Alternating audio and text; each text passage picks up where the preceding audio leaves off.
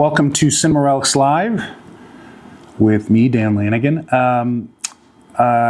been a while since we've done a live. We thought we would do one today, and a lot to talk about. Top of mind right now for me is the passing of Drew Struzan.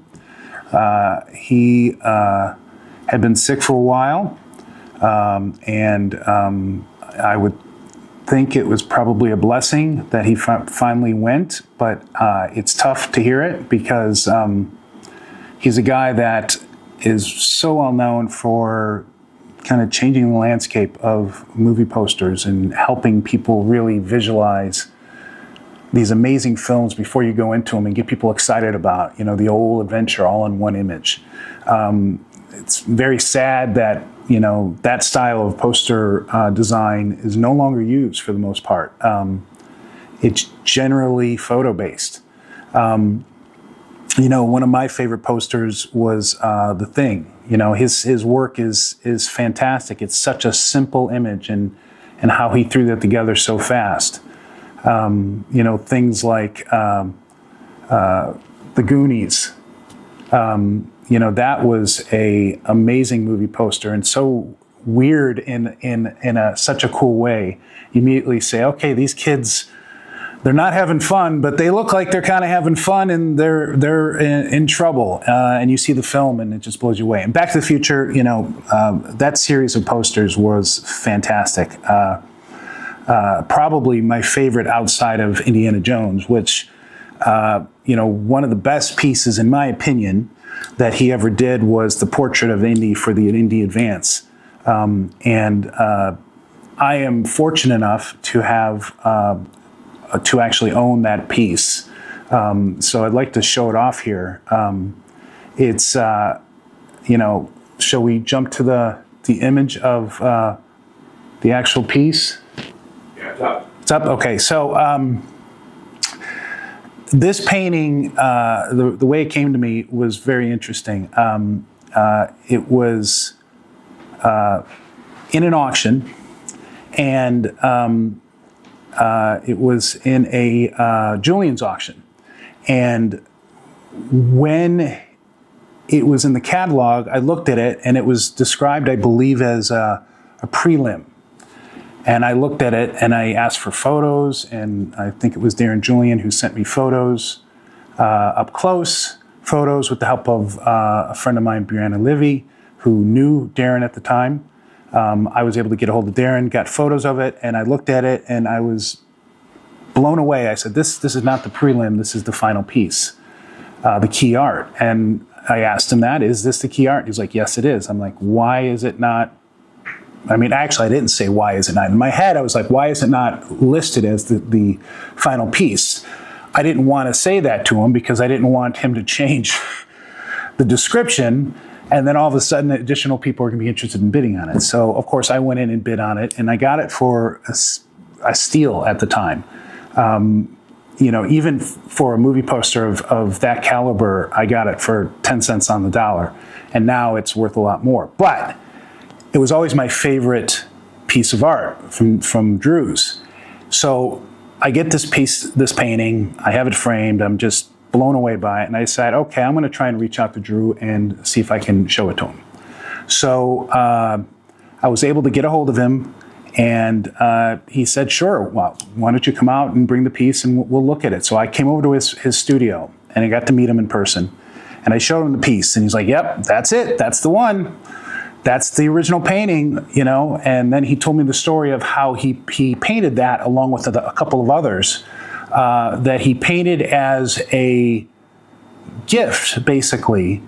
It wasn't painted as a gift. It was painted as the job to do the paintings. This, along with a few others in the same series, was a gift from the studio, I believe, to Drew, because Drew was on hard times, and that art commission really helped him out and his family at the time. So what he did was he gave those pieces to Paramount, and that's where they sat for many years. And then all of a sudden they show up in, some of these paintings show up in Julien's auctions.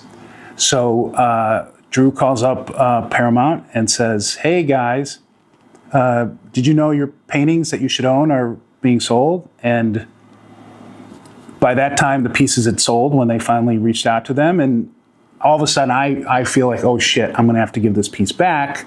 It's stolen material. And I said, well, what did Paramount do? He's like, well, they actually weren't interested in the paintings. They just wanted the insurance value back. So they worked something out with the seller and the buyer, or the seller and the auction house. And it was all resolved through insurance. And so I'm like, I'm surprised. Like, I get to keep this piece. I was like, oh yeah, you don't have to worry about it. It's yours. But it is a weird story of how sometimes these pieces get out. And I guess the reason they were sold was somebody who worked for Paramount decided to take them home because they weren't being taken care of, and kept them for many years, and eventually decided to sell them.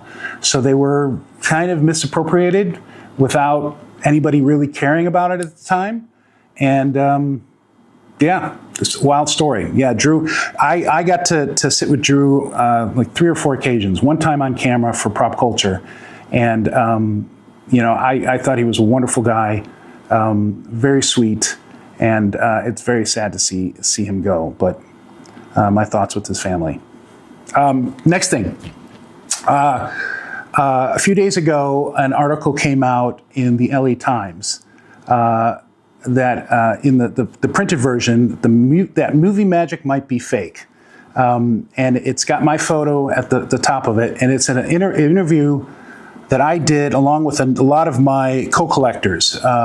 Dave Mandel, Ryan Hood, who else? Ryan Condell, Martin, also Martin Minier was talking to the author, the reporter, and it's talking about a very important thing that's going on in our industry right now, and has been for many years, is there's lots of fakes, as we all know, right? If you're watching this show, you're in the nerdy subsection of movie prop collecting, or certainly a fan of it, and I'm very happy that this article came out, and I think it was inspired in part by our episode that we did on Stormbreaker, and that's why they wanted a photo of me, that they came out here and took a photo of me at our studio. But ultimately, fakes are a real problem in the industry. The prices are going up. We're having more and more people faking this stuff. And there are a lot of known people doing this stuff for a very long time. There's one gentleman in this article, Mr. Tepeletsky, how do you pronounce his name? Teplitsky, a very litigious guy, actually, who has been involved in a lot of questionable pieces over the years, including the blaster gun that is mentioned in the article. The Star Wars blaster is a piece that he was selling through his auction house. That was, if an average person can figure out it's a fake in a short amount of time, his so-called experts couldn't figure it out. One of which was Jason Joyner, who's sold questionable pieces in the past as well as Roger Christensen. So his experts really weren't much of experts. They're more like, I won't give my opinion on that. But this guy also was involved in the hoverboard scenario that Ryan Hood talks about in the article, which isn't mentioned in the article, that it actually is Tepletsky's was connected to that as well. And I guess right now, Tepletsky is selling a Iron Man helmet that he's got a letter with, that he just signed up, just did paperwork for a month ago, according to Ryan Hood, in the Sotheby's upcoming auction. So if Tepletsky's connected to it, stay away from it. Studio auctions, in my opinion, are not, it's not a company that you want to connect with, even though they are now part of a bigger organization. Hopefully that organization has cleared out anything that is questionable in their registry in the past. Yeah, fakes are bad. Let's switch over to something different, which I think is actually a real piece.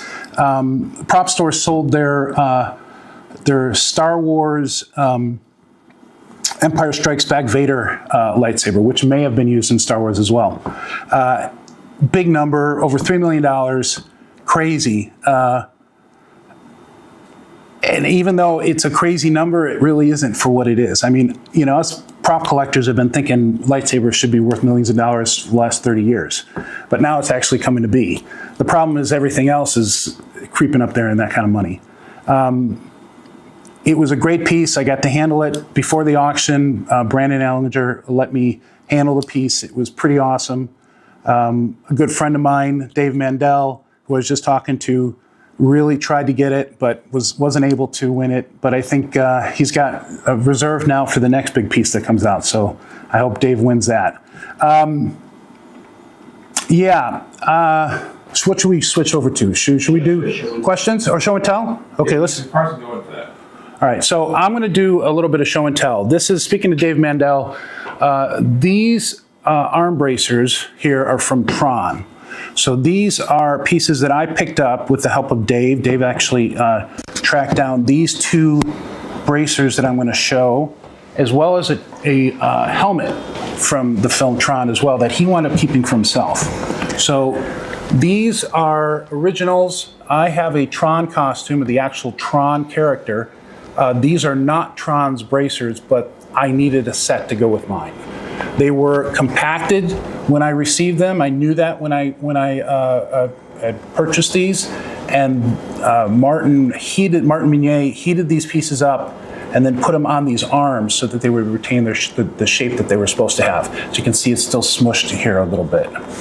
I'm really excited about this. I'm looking forward to getting a Tron costume on display. In the past, I've had one other costume from Tron. It was the villain, oh gosh, somebody probably out there knows what's, Sark. I had the Sark costume, and I sold that in a prop store auction years ago, and I always regretted selling that. But I'm very happy to have Tron now. So this is just a little show and tell of some bracers that will eventually be shown probably on an episode of our show at some point. Another piece or another series of pieces I want to show is a box that I actually have not seen on the inside. Caleb, my archivist, had opened it up and just got the paperwork out, but nobody's actually seen what's in here yet.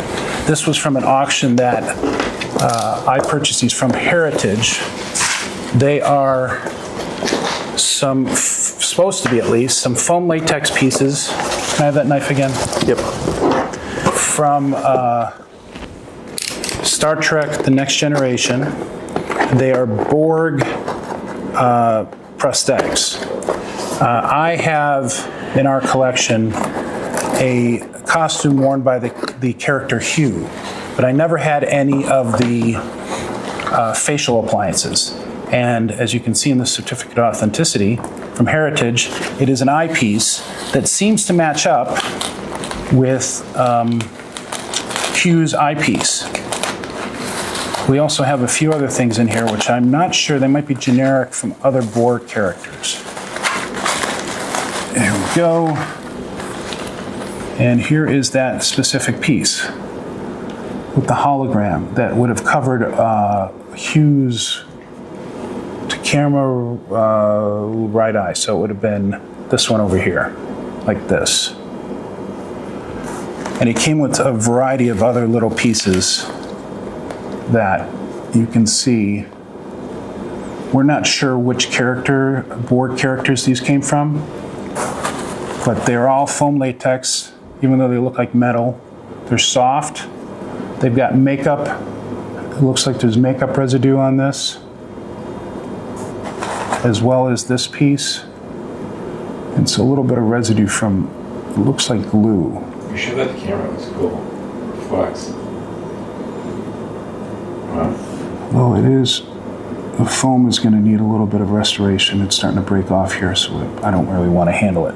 But it's super exciting to find pieces that I wouldn't have ever thought I would have access to from this character of Hugh. As I am somewhat obsessed with robot characters and, transhumanism characters, anything that were in feature film and television where you partial or fully roboticized. The Borg was always a really great example of that. Very cool. So, shall we answer questions? That's ultimately what we're on here for. Do you want to talk about the Indiana Jones recut that we just released? Thanks, Carson.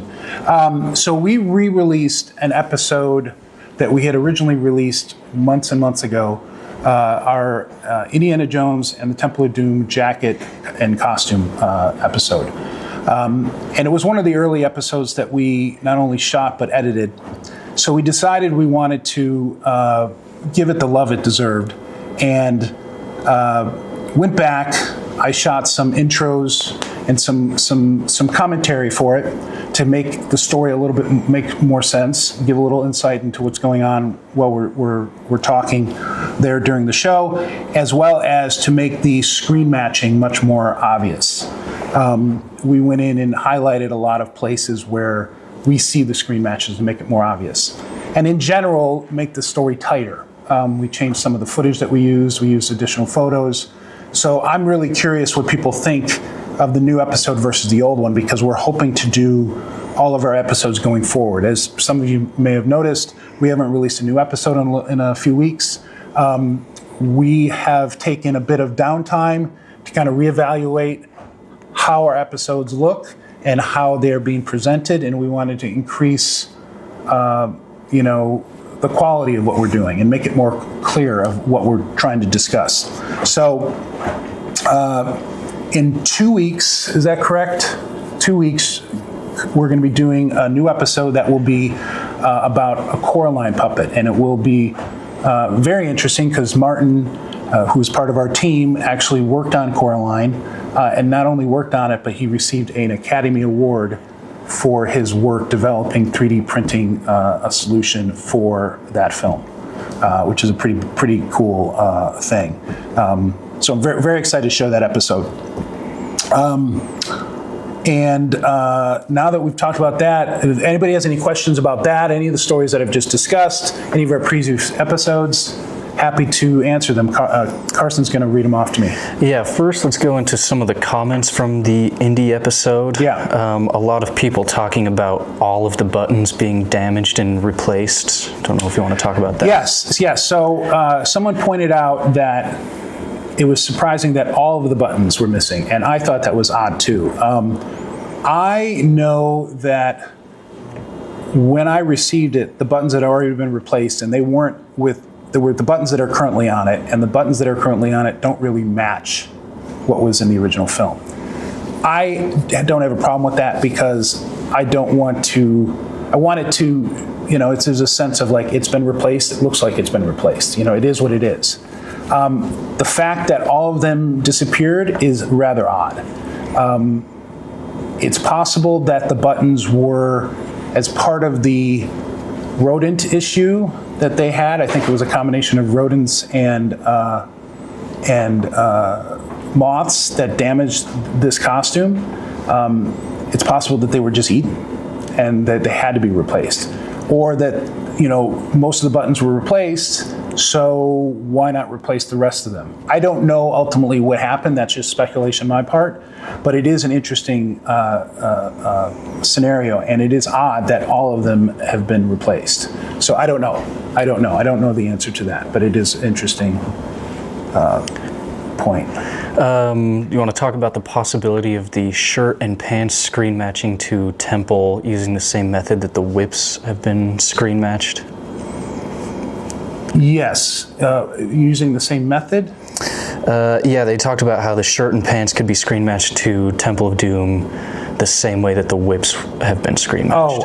Well, certainly I think, the whips they've shown that it's well known that the whips have been reused whips from Raiders were reused in Temple and maybe even Last Crusade. The costumes and props, a lot of those key things were kept by Lucasfilm during that period of time and repurposed. If they had something they could reuse and the costume was the same, they would reuse it. So the fact that, our costume elements say Raiders on them, when I was told when I purchased the costume that we were repurposed by Anthony Powell, who this costume came from, they were in Temple of Doom as well, I didn't question it. Since then, I'm not 100% sure, but I still feel it's very, very possible and very likely. If it was still part of that collection and Anthony Powell had those, he may have reused the shirts and not have to have as many for Temple that he had recreated. I don't know. I just ultimately don't know. We're hoping we could try and do some additional screen matching to Temple at a later time. The problem is the shirt was never, I mean, Indy wears a kind of a beat up shirt for a lot of the film. That's not this version of it. And when the shirt is worn under the jacket, it's harder to match it, and there's not really good shots of the pants, but we're gonna give it a try, at some point. Would love to know if it's in Temple as well. Someone noticed the Indy fedora that we had in the episode for a little bit. Yes. They were wondering if it is the Hero Raiders Cairo fedora, because they said it looked like that one. No, that hat is, we're going to be doing a special episode on that hat. That hat is not a Raiders of the Lost Ark hat. It is a specifically made for Temple of Doom hat. It does screen match the film, but we can get into those details later when we do that episode.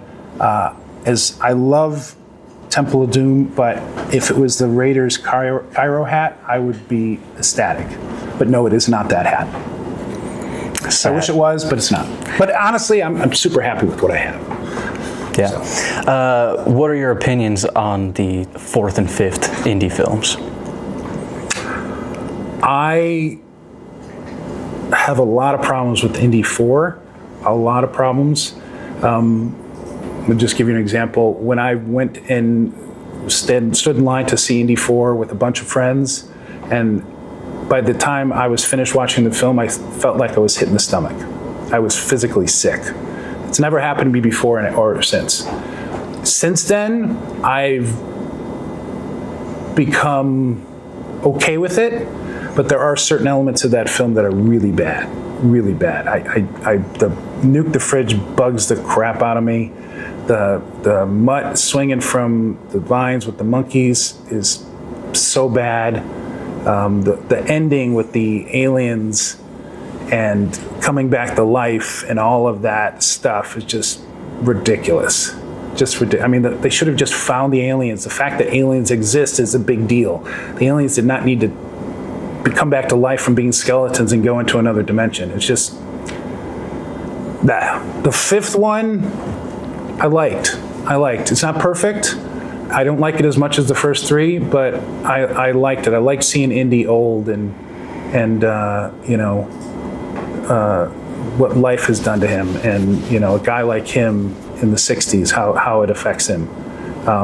But it's no Raiders, it's no Temple, it's no Last Crusade. Yep. Someone asked, talking about the auction that the lightsaber was sold at, if you picked anything up from that auction or went for anything. I did. I was an underbidder on the Wrath of Khan Genesis device. I thought that piece is amazing. It wound up going to a friend of mine, so I'm happy he got it. I did go after and win the HAL 2001 or 2010 iframe. So very excited about that. It went for a lot more than I thought, but I was, I really wanted to represent HAL from 2001 or 10 in the collection I'm building, and just to have that is really all you need. I picked up, what else did I pick up? Do you remember? I don't think you were involved in that. HAL is the only one that I remember. HAL, and I got the Borderlands Claptrap replica because I hate that movie, but I like the character, so I thought it would be a cool robot to add. Honestly, that's really all I'm looking for these days. Unless I come across anything that's really unusual from Raiders or Nightmare Before Christmas or one of the films that I really love, or Dragon Slayer for that matter, I really am just going for robotic stuff. Speaking of same type of thing, someone asked if there's any piece out there that you know of that you really want to get your hands on. Yes, there is, but I don't think it will ever happen. It's, I I will just say one name. Steve knows what I'm talking about right now. He's a piece he has, and we'll just say it's a long trench coat from a very, very well-respected science fiction film.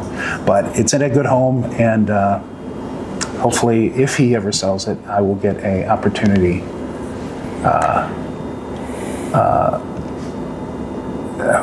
Who wrote that? Oh, sorry. Jason, our producer, has typed on the screen, "I challenge you to a debate on Indy 5, sir. You are wrong." Indy 4, sorry. You wrote Indy 5. Yeah. Okay, well, he meant Indy 4. And yeah, Indy 4. Yeah, we have discussed this, haven't we, Jason? Yeah. Yeah, Jason, as you know, Carson, Jason, our behind the camera guy who does not like to be at all on camera. In fact, he's quoted in the article, the New York Times, or the LA Times article, and he was so upset that he was quoted. He really was not happy about it. He wants us to have all the fun in the public eye. God, what were we talking about?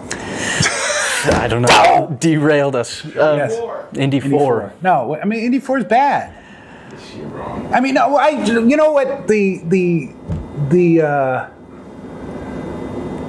stuff at the college is good. I like that a lot. You know, the whole fight and, you know, the motorcycle chase and all of that stuff. I think that's really good indie stuff.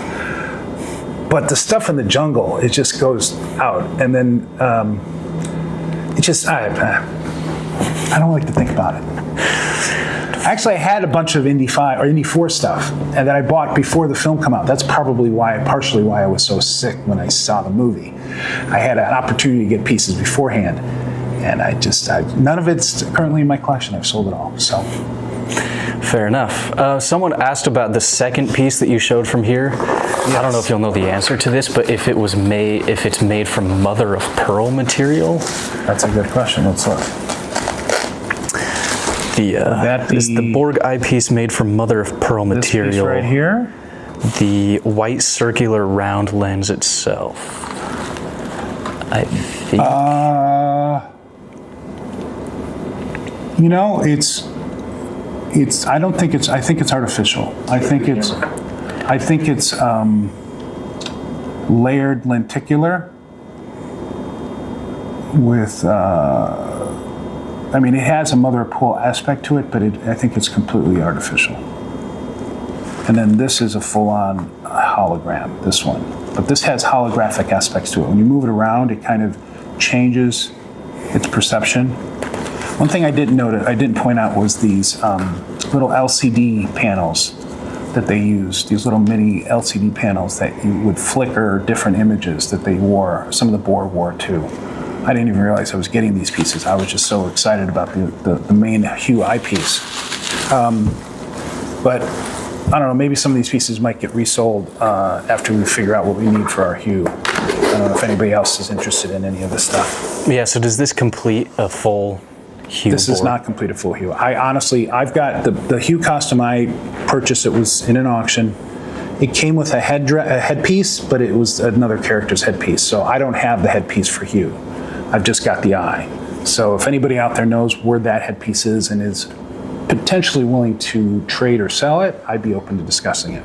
But, you know, a lot of collectors don't like to let go of pieces once they get them in. I will occasionally, but a lot of collectors are like, it's in the vault, it ain't going anywhere. Cool. Anything else? That's pretty much all the questions we got. All right.